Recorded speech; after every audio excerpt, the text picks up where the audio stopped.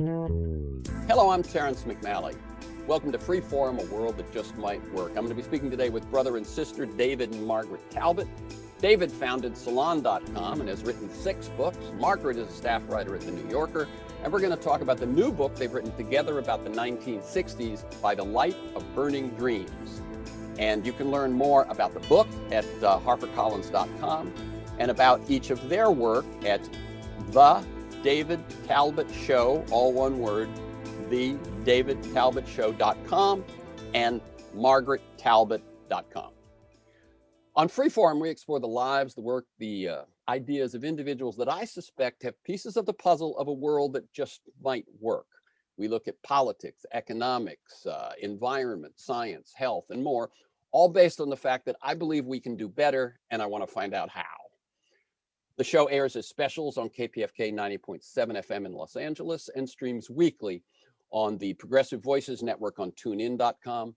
Podcasts are available anytime, anywhere on Apple Podcasts, Podomatic.com, Google Play, most major podcast sites, and at my site, terrencemcnally.net, TERRENCEMCNALLY.net. Anyone who listens to this show probably knows that my worldview and my take on things are rooted in my experience of what we call the 60s. And I say what we call because for me, it's really sort of 63 to 73, and other people will take it to 75. Other people will start it with Kennedy's election and so on, but the 60s. Those who listen regularly may also know about my vision for a movement that I call 60s 2.0. I believe that some of the best questions, values, and visions of the 60s are alive in millennials and younger today. And I believe they stand a chance of building something deeper and more sustainable this time with the help of technology, demographics, cultural and social evolution, and with a big jump, this part hasn't happened yet, in the meaningful engagement of boomers and older. So I was excited to learn of the new book by today's guest, By the Light of Burning Dreams. In it, they tell the bigger story of the 1960s, an era they call the Second American Revolution, through the individual stories of a number of movement leaders, including Tom Hayden and Jane Fonda, Russell Means and Dennis Banks of the American Indian Movement, Bobby Seale of the Black Panther Party, Cesar Chavez and Dolores Huerta of the United Farm Workers, Heather Booth and the women behind the Jane Collective Feminist Abortion Network in Chicago, and a couple of others. Whatever you may think of the 1960s, and there's been plenty of hindsight criticism and even scoffing, many of the era's values and concerns have aged pretty well. While the whole Trump phenomenon challenges any assumption of progress, it's still fair to say that in social and cultural realms, 60s attitudes are a part of mainstream culture or on the ascendant. Marijuana is now some form of legal in half the country. An African American was twice elected president. For LGBTQ and the disabled, strides have been huge. Yoga and mindfulness are mainstream. Burning Man, maybe the most celebrated, but prior to the pandemic, music and lifestyle festivals were everywhere. At the same time, I believe the two 60s values that have fared the worst are caring for the planet and economic justice. And along with economic justice, I would throw in racial justice and the whole otherness of people. Why? Follow the money. It is in the narrow and short-term financial interest of wealthy and powerful individuals, corporations, and industries to stall and prevent change in those areas. Despite all the progress in social and cultural terms, we are also failing to fulfill another key 60s value, our sense of community. We lost it one technological innovation, one demographic trend, one geographic shift at a time. Perhaps we didn't notice the gradual loss, but the price we've paid for convenience and mobility is high. We need a rebirth of community, and that presents a huge challenge in a society where our pain, fear, and disappointment fuel tribalism instead. Many of us who took part in the movements of the 60s and 70s felt that we actually were going to revolutionize America. We would bring about racial and economic justice, end US imperialism, reinvent education, unite the working class, and liberate women and gays. 50 years later, inequality is worse, racial justice is stalled, we face a potentially existential climate crisis, and democracy may be under even greater threat. I know it wasn't all in vain. But what can we learn from the successes and failures of the movements of the 60s? And by the way, this is one of a number of conversations I'm having to learn more about the 60s at this time. A few weeks ago, I talked with Bill McKibben about an organization he has co-founded called Third Act to mobilize boomers and older to join youth in taking on the crises we face. And their first two targets are climate and democracy. I recently spoke with Edward Morgan about his 2010 book, What Really Happened to the 1960s, How Mass Media Culture Failed American Democracy. And then that takes us to today's conversation. David Talbot is a journalist, author, activist, and independent historian. He founded the pioneering online magazine Salon.com, was a senior editor at Mother Jones, and is the author of 6 books, including The Devil's Chessboard and Brothers, The Hidden History of the Kennedy Years.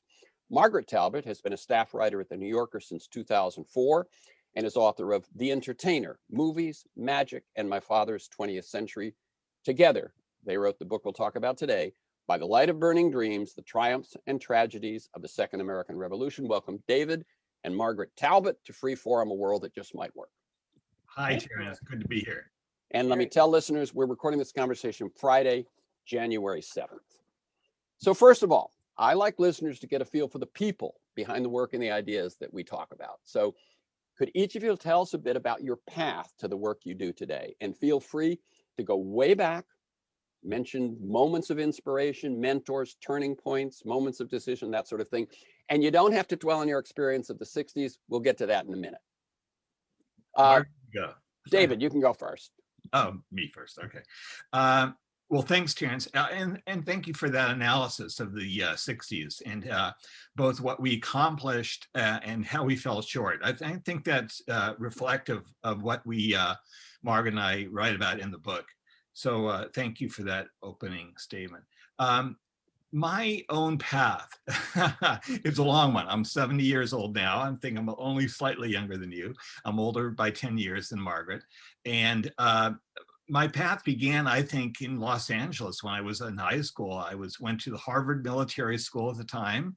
That's now Harvard Westlake, right? Harvard Westlake. Yeah. And not a military school anymore, just for LA listeners, yep. Yep, but at the time, very much so.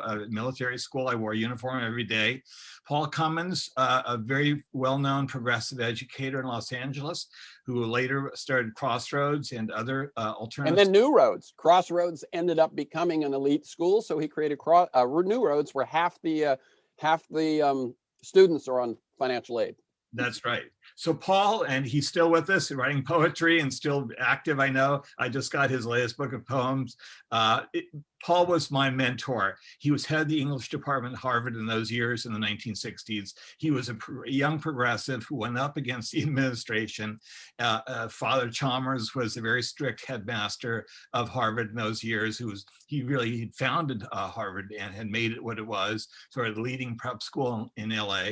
And Paul was the first to fall afoul of the military program during the Vietnam years and Father Chalmers, and was forced out and ended up going to Oakwood, which was another alternative school in the San Fernando Valley. I ended up going a similar path. I butted heads as a senior class president with Father Chalmers. I then, appealed to Paul, let me in, I have to graduate from somewhere. No college in America would let me in those years because he wrote, Father Chalmers, the headmaster at Harvard, to every college saying that I was a, quote, disciplinary risk and I shouldn't be admitted to any college. But Paul Cummins, bless his heart, allowed me to graduate at least from high school. And the only school that would let me in, the only college was Santa Cruz, UC Santa Cruz, bless their hearts. They said he's a disciplinary problem, let's have him. That's right. They said, sounds good to us. We love them. We love those disciplinary problems.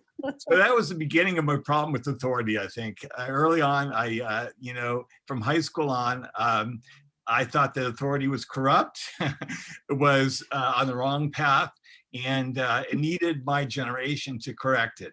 And so I think that's how I started. Margaret was growing up as a kid in those years, and I'll let her take over at this point.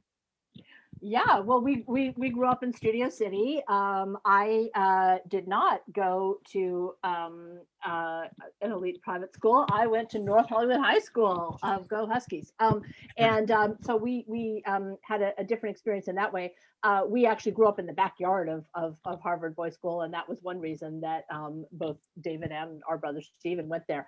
But we, our father was an actor. The book that you mentioned that I wrote, The Entertainer, is kind of a story about him telling sort of the story of the history of 20th century entertainment through his biography, because he was an older dad. He was 60 when I was born. Wow. And he was born in 1902, and he had kind of a wild ride through American entertainment history, starting as a magician's assistant, having rocks broken on his chest as he toured through little Midwestern towns in the teens, and then early theatrical touring companies to the South and Midwest, and then a leading man at Warner Brothers, making pre-code pictures. Wait, what was his first name? His name was Lyle Talbot.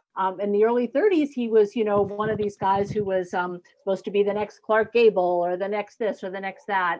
He was on the cover of one of the Screen magazines as, the male, the future superstar Lyle Talbot and future female superstar Katharine Hepburn. Didn't really work out that way for various reasons.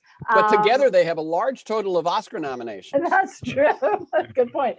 But he was a founder of the Screen Actors Guild. Probably got him in a little bit of trouble, actually, maybe got him blacklisted by the studios. At the time, they were very, very opposed to the new unions forming. But he was under contract at Warner Brothers for many years, made films with, Bette Davis and Humphrey Bogart and Spencer Tracy, and then went on to, yes, as you say, have a career in early television as the sturdy next door neighbor on for many years on Ozzie and Harriet. Our brother Steve was a kid actor on Leave It to Beaver, so they were both going off to, ironically, to kind of create this image of perfect 1950s nuclear family life that both Stephen and David would do a certain amount of critique in later years. But anyway, so we had this kind of funny experience of growing up with this older dad, great storyteller, had a kind of an immersion in American history that he conveyed to us, coming from this tiny town in Nebraska that he'd grown up in, and was married to our much younger mom, and the kind of marriage that you never would have thought would have lasted. 26 years younger. She was kind of a sexy young starlet, or would-be starlet, but she was actually a really terrific person with a very strong moral compass and a very strong sense of herself. And it turned out to be a great and lasting marriage, and they had 4 kids. Anyway, that's a story I tell in my book, but it's the story that David and I lived, and I was the youngest, and ended up going to Berkeley, and then thinking I wanted to be a historian, went ABD from Harvard, studying history, never got my PhD, and segued eventually into journalism, which was kind of where I think I belonged all along, and have had, a pretty long career in magazine journalism, from the New Republic to the New York Times Magazine to the New Yorker, where I've been since 2004. So. Yeah, 17 years at the New Yorker. That's a long run. Yeah. It is. So how have you experienced the 60s differently? And now I'll let you tell me about your experience of the 60s. Not just what you did, but what it felt like to you at the time. And as we said, the age difference is 10 years. And then how have your feelings about the 60s and that whole experience changed over time? And just to sort of, keep it bouncing, I'll start again with you, David. Sure. Well, the 60s and the movement, as we used to call it in those days, for social, political, economic change in America, really was my church. And still is in many ways. The values I share with you, Terrence, that you talked about earlier, are still, I think, guide me today. And the 60s that I was a part of as a foot soldier, not a leader, because I was too young to be a leader in those days. I fought for prisoner rights. I fought against the war in Vietnam. I fought for racial justice. I went to Black Panther rallies. As a foot soldier, was part of many of these different events and struggles. And it really shaped who I was, because I thought that was the best of America, frankly. And the leaders that I thought would lead us to the future in a progressive and sane and just way, one after the other, were killed. John F. Kennedy as president, his brother Bobby, Martin Luther King, Malcolm X, Fred Hampton. Margaret and I talk about how much of the political violence in America in those years shaped for ill what the country later became. So it took courage, a kind of crazy courage, as Martin Luther King said. We quote him in the introduction of the book, By the Light of Burning Dreams. It took a kind of crazy courage to be a leader of this movement, because it was dangerous. People were shot, people were jailed, people were harassed by the FBI relentlessly, and had their lives disrupted in many different ways. And so this courage to change America, fundamentally change it. And I do think it was a revolution. Margaret and I use that term. Yeah, we'll ask you to expand on that in a second. Yeah. I was part of this. I know that what we had in mind from the grassroots on up to the leaders at the top was to fundamentally, radically change the country from what we'd grown up with in the 1950s. And you and I, Terrence, are old enough to remember what America was like in the 1950s. We felt we were building a new America, and we did build a new America in many, many ways. You're right, we didn't take political power, and we didn't take economic power. And as a result, we ended up ultimately with a Donald Trump and the kind of awful situation we have today. But it wasn't for lack of vision. We did have that vision. And so Margaret and I called the book about the 60s and 70s, by the way, By the Light of Burning Dreams, because those dreams still illuminate our way forward. And I really hope that younger people, Margaret and I both have children who are in their early 30s and their 20s, I hope that generation reads our book, finds out about it, and learns from it. Okay, before I go to you, Margaret, let me say, by the way, I learned a great deal from the book. So as someone who was around lots of those things and certainly contemporary with lots of those things, you only have so much attention, you know, and so I didn't know some of the background of the American Indian movement that I learned, some of the background of the Black Panthers. Really, I mean, I had I had basically gotten, I think, the media representation of the Black Panthers. I felt differently about it than the media maybe wanted me to feel, but I don't think I had the real background of certainly the push-pull that you illuminate. And what you do in the book, as I mentioned before, is you focus on particular leaders, and so that means you focus on particular movements. And I think it's that was really clear, that the same sorts of values and visions were motivating movements all through our culture. Okay, Margaret, your experience as the young sister, the child in the 60s.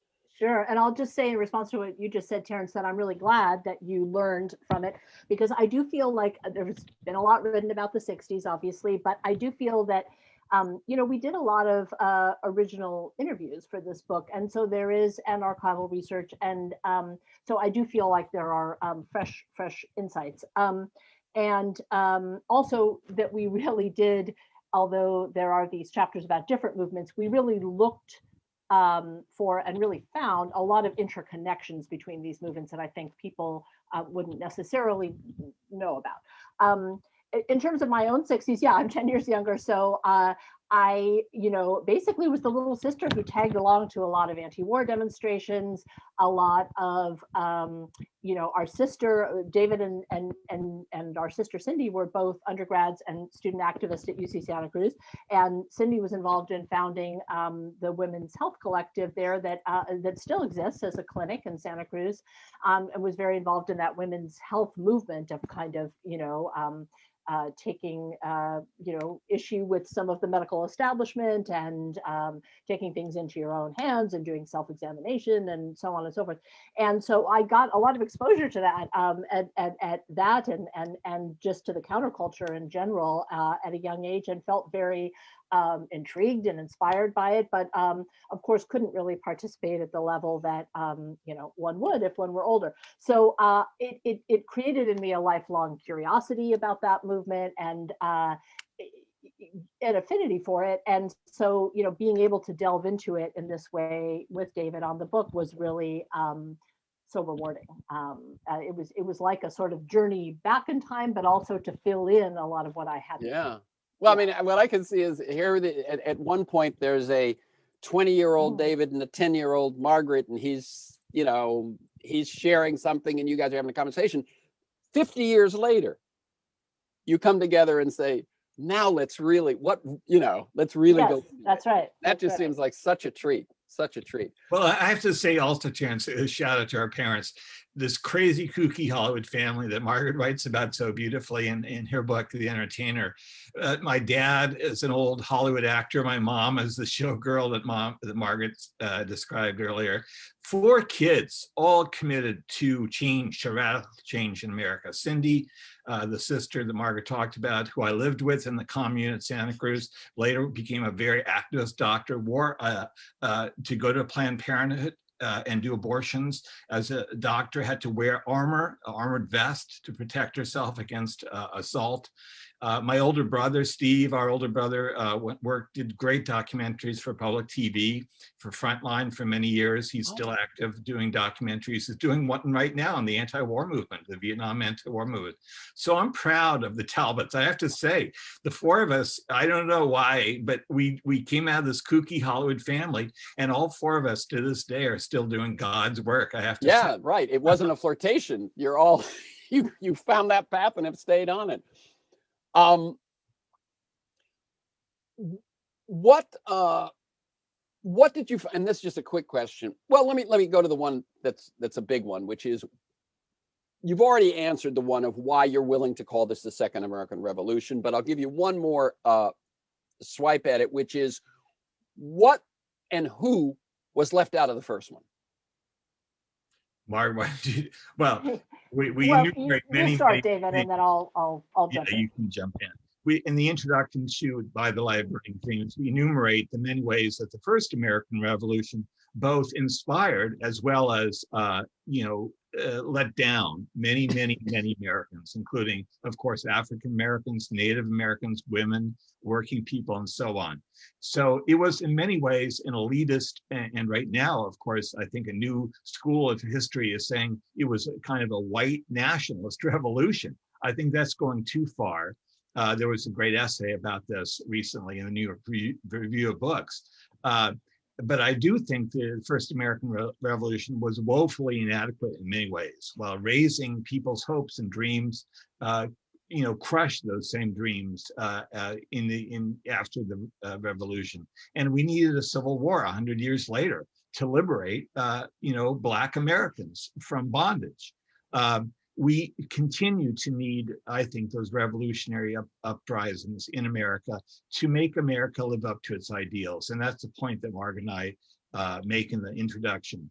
The 60s was another revolutionary period. There's no doubt in my mind that it was a second American Revolution. We wanted to change America across the spectrum in many ways.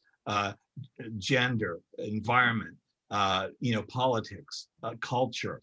At all of those areas, we had shock troops trying to change the country. And we built our own radical infrastructure. We built, as Margaret said, women's health clinics, food co-ops that you work for, Terrence, community gardens, free clothing services. We talk about in the Black Panther chapter, the many ways and many community services the Black Panthers provided their community that were not being taken care of. Everything from sickle cell anemia screening in the Black community, to housing, to free breakfast programs for kids because they were going to school hungry. There were many ways that Americans were not being taken care of in the 1960s. And we, in radical ways, we being the movement, addressed those. So I'm very proud of how we challenged the power structure and the revolutionary ways we're trying to change this country. And I would just add to that, one of the themes that was interesting to me was and kind of underscored this decision to call it the Second American Revolution was that, while we think of kind of a lot of the iconography and embrace of the founding fathers as being something that I think today we associate with conservatives, with the right, kind of owning that that rhetoric in a way. A lot of the leftists in the 60s, although they were drawing on a lot of strains of thought, and were inspired by movements in third world countries and by socialism and many other ideologies. They were also inspired by the language of the American Revolution and wanted to expand it to people that it excluded in its original iteration, as David says. And even in the gay rights chapter, we talk about how one of the first very brave, open actions by gay picketers was an annual event that would occur at Independence Hall in Philadelphia. It was called the Annual Reminder. And it was gay men and women, in the mid 60s, when this was really a very risky and bold thing to do, marching in front of this this monument to America's early history, saying we have been excluded from life, liberty, and the pursuit of happiness, but here we are, and we want to claim it. So, so that kind of turning of the language to their own uses was something we found, and to me was a bit surprising. Yes, that the Second American Revolution drew on the first. Exactly. But one thing you said today, we're recording this on January 7th, so a year after the Capitol insurrection of January 6th, 2021. And while it may be thought that the right has claimed those early, those founding fathers and so on, clearly the Constitution is now a bedrock of the left and progressives. And actually, the one thing that we probably don't have much time to talk about and may not get to is this whole thing of minority rule, which is to me, as big a problem as any that we have, and how we deal with the next couple of years will determine how big a problem it is for the world. But that the defenders of the Constitution now are not those folks at all, though. As you know, I'm sure both of you keep track a little bit of. I'm on a couple of right-wing, email mailing lists. You haven't joined Trump's social media yet. You still have a chance, but they use very much the term "Hello Patriots." I mean, I am addressed when I'm getting my right-wing emails as fellow patriot, and it is so wrong. Let me tell people, by the way, this is Freeform, a world that just might work. I'm Terrence McNally. I'm speaking today with David and Margaret Talbot. David founded Salon.com. He's written 6 books, including some bestsellers on the Kennedys. Margaret is a staff writer at The New Yorker and has been since 2004. And we're talking about the new book they've written together about the 1960s, By the Light of Burning Dreams. So you guys, I was surprised when I first looked at it. I hadn't read a bunch. I just knew I wanted to read it. By the fact that you choose to structure the book with separate chapters about individual leaders and the movements that they led. And that seems, how easy was that decision, and what's behind that decision? And this time I'll start with Margaret. Okay, well, I will want David to chime in here, because I have to say that the original conception of the book, and he can tell you the story of that, was his. So, but I think, both of us agreed that, although, leaders are sometimes, and leadership is sometimes derided, I think, among all kinds of populist movements, but on the left, the idea that, you'd have hierarchies or elevate any particular people it sometimes gets a bad rap. But we felt that, leaders, in fact, are very important, and that although they have to be held accountable, and, they can't, and they obviously have to be in dialogue with the movements constantly, that you need these people. You need these people, these charismatic leaders, these people who can inspire and who can provide vision and articulate goals. And so we did want to focus on some of those that we thought were most important and tell their stories. And of course, all of their stories are quite dramatic as well. So as storytellers, I think we were attracted to that as well. But David, maybe you want to say more about it, since, as I say, it was your baby from the beginning. Well, I really think that decision was framed, Terrence, by two things. One, it's a much more dramatic way of telling the story by focusing on individuals rather than mass movements. There has been a great, I think, movement among historians to tell history from the grassroots, and that's great and important. And Margaret and I wouldn't deny or reject that school of thought at all. And we don't believe in the great white man theory of history at all, as you can tell from the very diverse group of people that we profile in the book.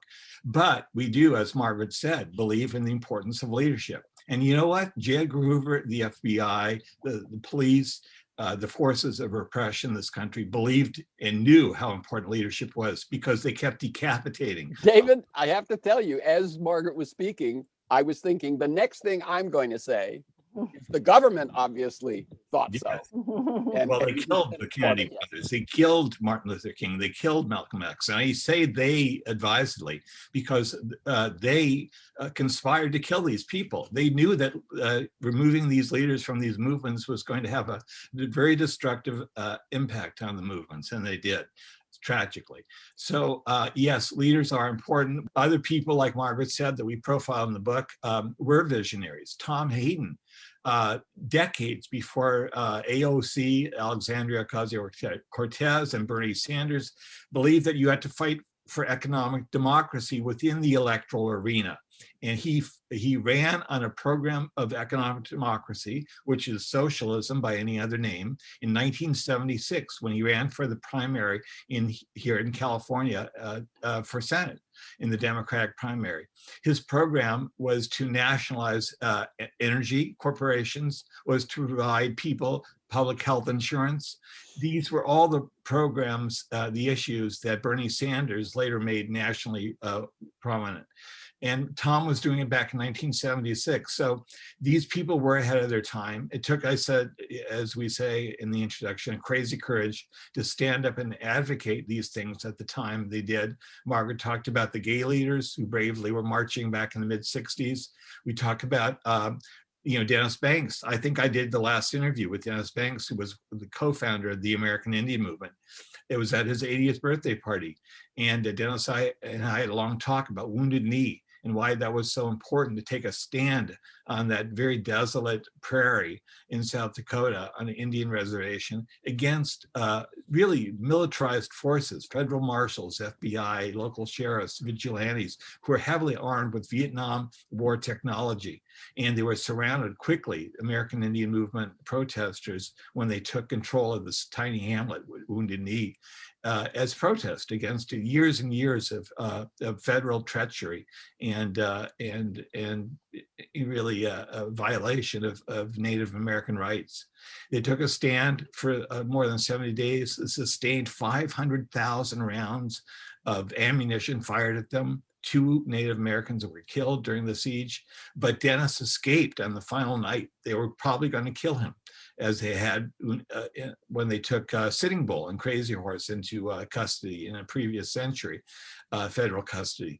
So he was taken by people and his fellow Native warriors, and they sneaked out that night. In the dead of night, we tell that story. It's a very dramatic story. And Dennis lived to fight another day, which he did till he was 80 years old, and he died when he was 80. So, these are heroes. They're flawed heroes. Margaret and I write about their flaws as well, and they have to be held accountable by these movements. But yes, these leaders are important. You make a point, David, of comparing Occupy and the Tea Party. Yes. Just to bring this, fairly close to up to date. Occupy was absolutely horizontal. I attended some meetings. You attended some meetings. It was admirable in some ways, that method of being, the inclusiveness and the lack of hierarchy, but it didn't lead to electoral success at all, though we all agree, I'm quite sure, that it changed the conversation.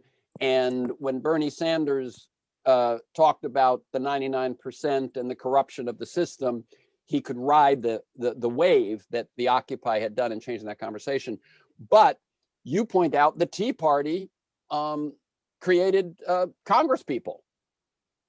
Yeah, we saw on January 6th.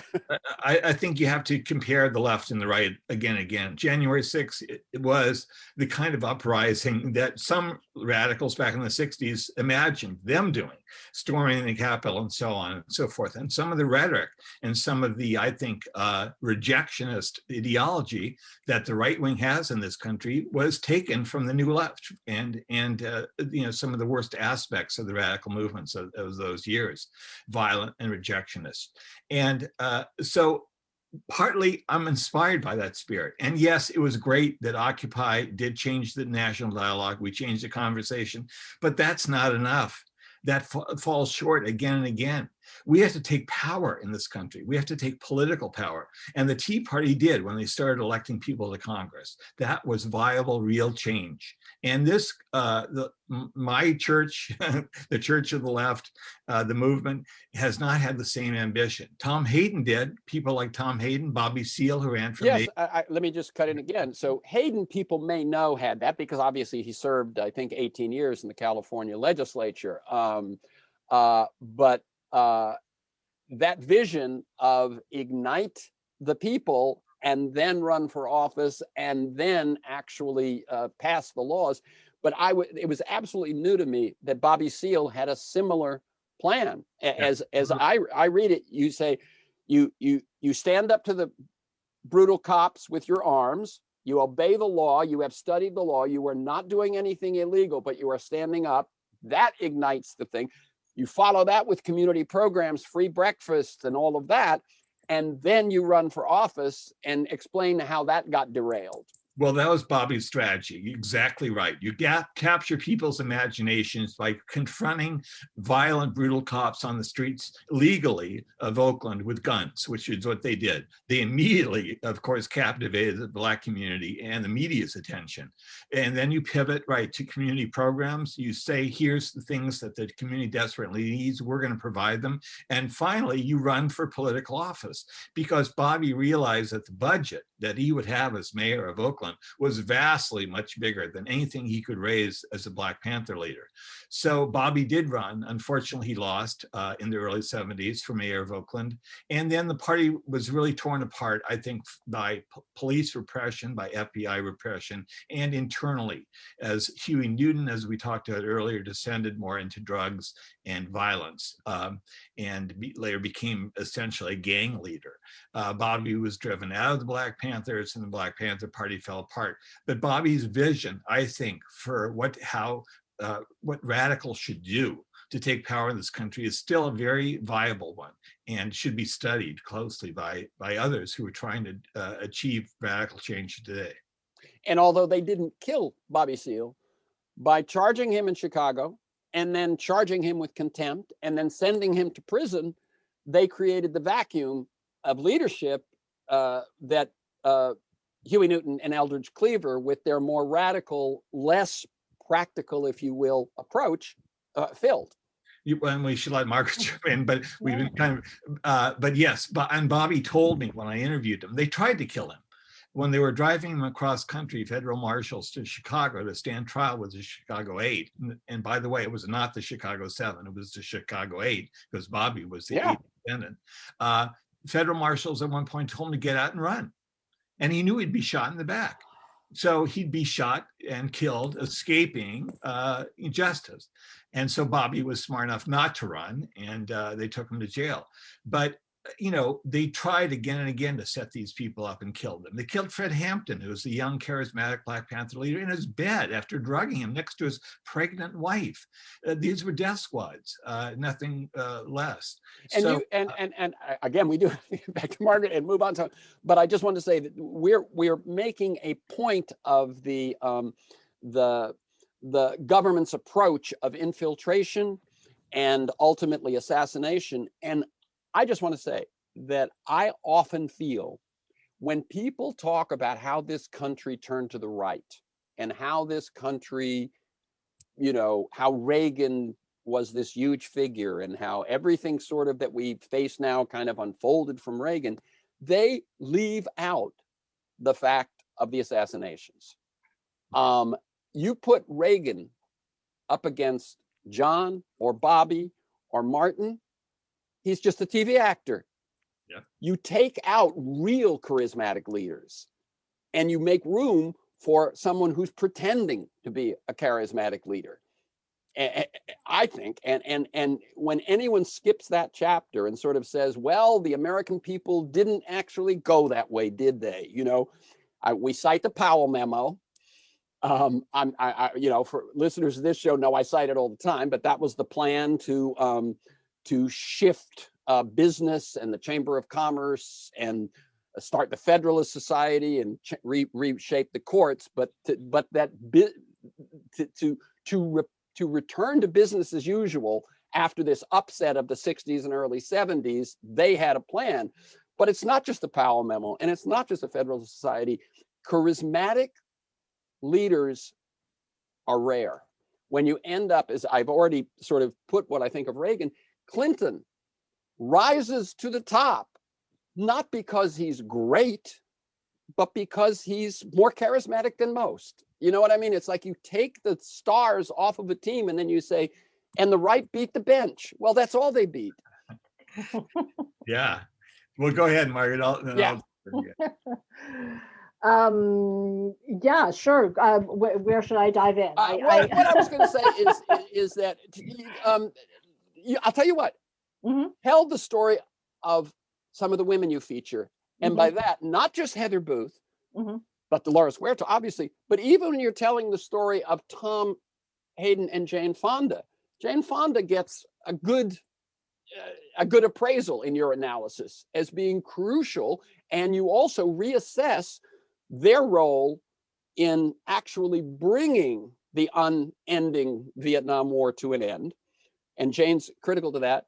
And then the women of the Black Panthers are in the day-to-day Black Panthers. It was the women doing the work and so on. So talk about the women in the. And one woman you left out, Terrence, Yoko Ono, right? Yes. The chapter on John Lennon, former Beatle, and Yoko Ono. I think Yoko politically elevated John Lennon in many ways. And of course, they became, I think, very important activists against the war in Vietnam and against Richard Nixon as president.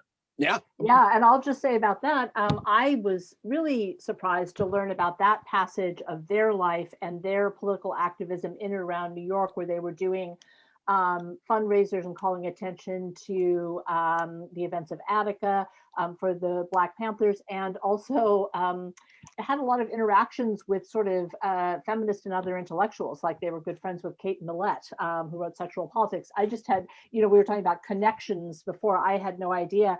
I loved the documentary Get Back. I watched every minute of it. But and it is interesting to see Yoko in it, but of course she's virtually silent throughout it. And to get this other sort of image of her as somebody who was actually, quite articulate and politically engaged, as well as, sort of creatively cutting edge is pretty interesting, and is very much a part of that chapter. But a couple of things about the women.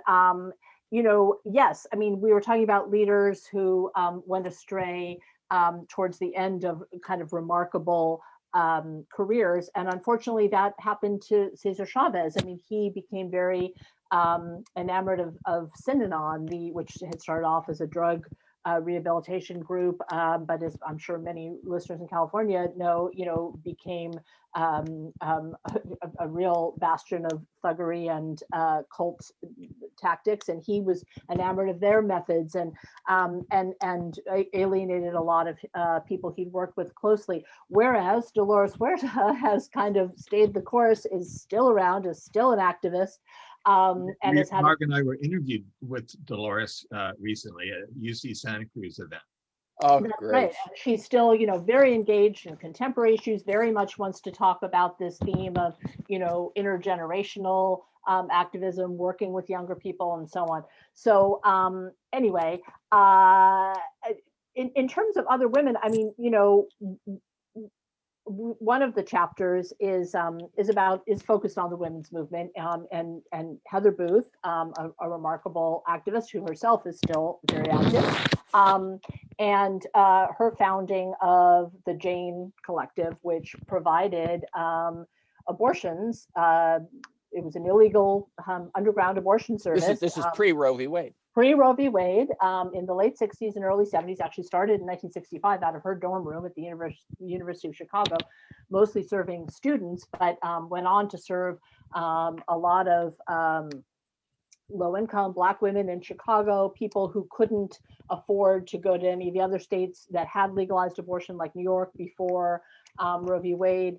And it was provided thousands of abortions with an incredible safety record. They were first using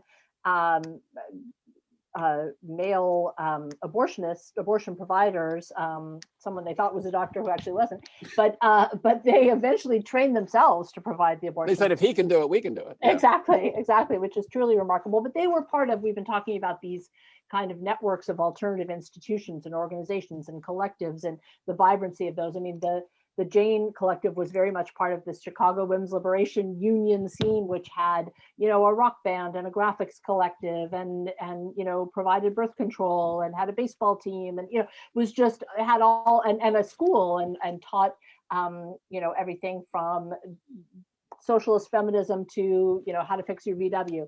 So they were very much part of that. We are going to model future institutions that could be more egalitarian, that could be more mutual aid, that could sort of, be more organic and emerge out of communities. But I think the Jane, Collective was the most remarkable, and of course, really relevant now because we're probably facing a post-Roe America at the end of this Supreme Court term, and there are a lot of organizations, some of which have been directly inspired by Jane, if they know about Jane, which not everybody does, but that are providing abortion medication to women, that are providing funds to get women to other cities and states where it may still be legal if they are going to be living in states where it is not, and kind of, taking matters into their own hands. So yeah, I mean, and a lot of these women, of course, emerged out of, and a lot of almost every movement we talk about here has some ties or came out of the civil rights movement in some way. And Heather Booth, very much so, was in Mississippi in 1964, Freedom Summer, and so many people, developed their organizing chops there, developed their willingness to confront or defy the law if they thought it was unjust. But also, in some sense, for the women, there were ways in both the civil rights movement and the New Left where they might not have been treated with the equality or dignity that they saw being modeled in other ways and being called for. And so it was that kind of, in that detection of hypocrisy, or that detection of ways in which women were not treated equally, by a movement that espoused ideals of equality, that gave birth to the women, gave rise to the women's movement. So I guess one of the lessons for me, and I guess it's an obvious one, but it was so striking, is how many people who came into these later movements, anti-war, farm workers, women's movement, gay rights, and so on, had got that crucial training in the civil rights movement, white and Black. And also, if you've been active in the civil rights movement of that era, you also know the risk you're taking, because the government was infiltrating and assassinating them as well. Oh, one thing I want to say for people is that when you talk about Heather Booth and the Janes, you, in that chapter, talk about the beginning of the women's movement. When you talk about Craig Rodwell and Pride and the first sort of gay bookstore, that wasn't a porn bookstore, right? You talk about all of the emergence of the gay movement. So the context, the historical context and themes and so on that you do, each time you get not just a story of this hero or this leader or these few leaders, but you fill out the context. Let me go back to that notion that I mentioned way up front, which is my notion that what we need right now is 60s 2.0. And what I mean is you take the ideals, the visions, and so on that motivated the 60s, and you see them alive in millennials. They are also, not addicted to consumption. They are also, questioning. I mean, I won't go into it, but we know that millennials and Z and so on have a different take. What I think is different, why I think they have a better chance, is technology. We know all the evils of information technology, where, if it's free, you're the product. But we also know that you can organize quickly. The demonstrations at the airports after the travel ban took 4 hours. The mobilization took 4 months. Mobilization against the war, right? You can communicate. You may think you're the only kid in your little town that feels this way, but no, you go online and you can see you're not, and so on.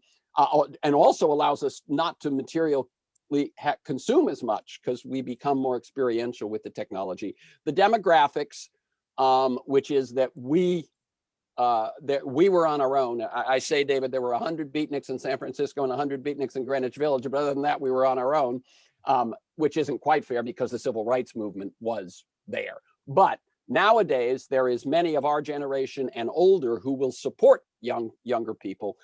But the third one is the one that you were just talking about, Margaret, which is that the talent pool is so much more enormous now. The leadership back then was mostly male.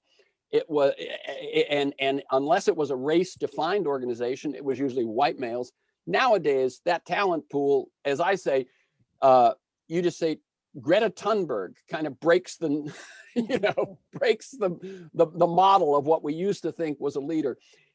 So just quickly, what do you folks think about this idea of an intentionally multi-generational force for change, which I think Third Act, the group that Bill McKibben has recently founded with others, including Jane Fonda and Bernie's part of their promotion, and Bernie Sanders. But I think they are going in this direction. Can we bring our generations in alignment and engagement with young people, and can that tip the scales? Some thoughts, and this will basically, we got about 3 minutes. Okay. Yeah, I'll just quickly say, I mean, I have learned so much from my own children who are in their 20s. My daughter, who is gay and queer and identifies as butch, and my son, who is older and a young reporter. But I mean, I just feel like their sophistication about a lot of ideas, including about class, is and capitalism, and intersectionality, for want of a better word, but that we will never again have a left movement, a progressive movement that is that does not embrace these riches of diversity. And there's a lot of criticism about cancel culture and so on, and about how divisive this can be, but it, as you say, Terrence, it can also be so enriching by bringing in all of this talent and all of these perspectives. And of course, it's hard to balance them, and it's hard to unite them at times. But there are so many issues like climate change that supersede all of these divisions, and that now we see environmentalism as a issue of racial justice as well, in a way that I don't think necessarily people were as attuned to. Let me just jump in very quickly. I recently interviewed not only McKibben but also Paul Hawken. Right, his new book is Regeneration. McKibben's new group is Third Act. Both of them, who have been long-time environmental and climate focused, have stepped back and said, I'm not sure which one of them said it, but he said, if you want people to pay attention to climate change, you have to make them feel you are paying attention to them. And that then becomes economic justice, racial justice, gender justice, and so on. And the fact that we won't succeed in successfully confronting those existential crises of pandemics and climate change without bringing all those things together, I think is an interesting recognition on both of their part. David? Yeah, I think I admire both Margaret and your optimism. I hope that it pans out that way. And I have kids in there who are young, as well as Margaret. They're all friends, by the way, Margaret's kids and my kids. Joe Talbot, my son, my oldest son, made The Last Black Man in San Francisco. He's a young filmmaker in Hollywood.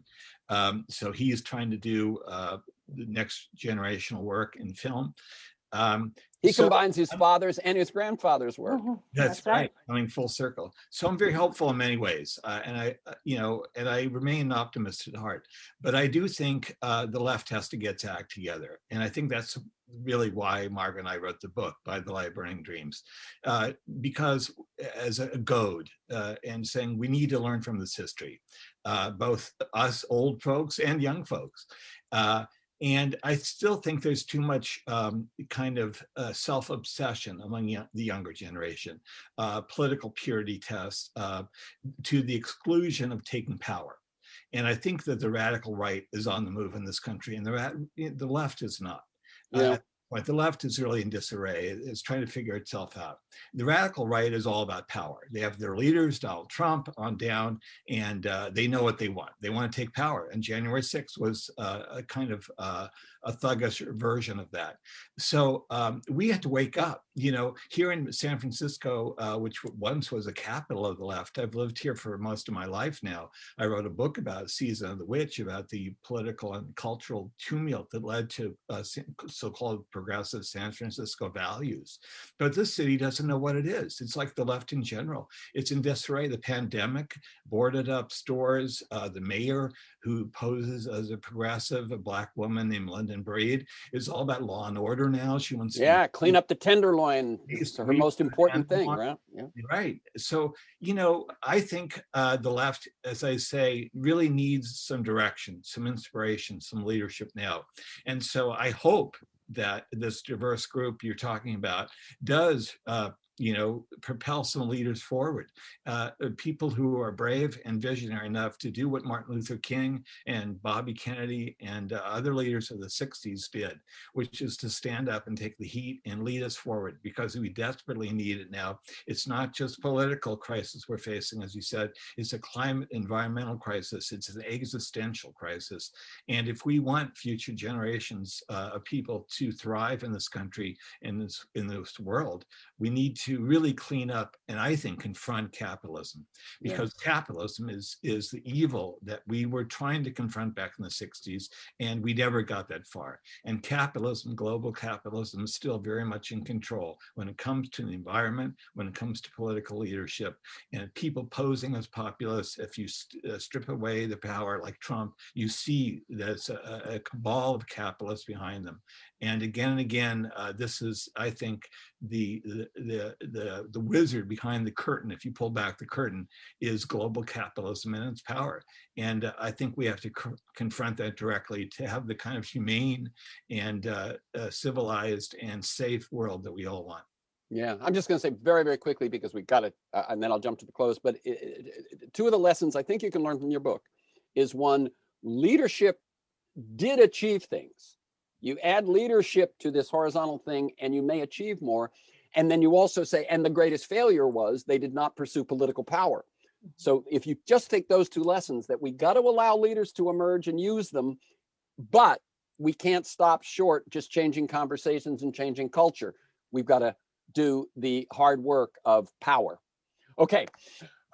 The book is By the Light of Burning Dreams, The Triumphs and Tragedies of the Second American Revolution. The websites where you can learn more about the authors and the book are HarperCollins.com, The David Talbot Show, The David Talbot Show, all one word.com, and MargaretTalbot.com. For this conversation and many other interviews and articles, to join me in pursuit of a world that just might work, go to TerenceMcNally.net, TerenceMcNally.net, or A World That Just Might Work, all one word.com. They're the same website. If you want to get my weekly email announcement telling you who's going to be on, what we're going to talk about, and usually 10 relevant, timely articles, links to those, sign up at my site or email me at temcnally, TEMCNALLY, at mac.com. You can find years of podcasts at my site or at most of these major podcast sites. Michael Lewis, Naomi Klein, McKibben, Van Jones, Connie Rice, Greg Boyle. You can also follow me on Twitter at McNally Terrence. Thanks to Kiana Williams in production, George Vasilopoulos at Progressive Voices, and most of all you, my listeners, please share this podcast widely. And finally, David and Margaret Talbot, keep up your good work. Thank you. Thank you very much. Yes.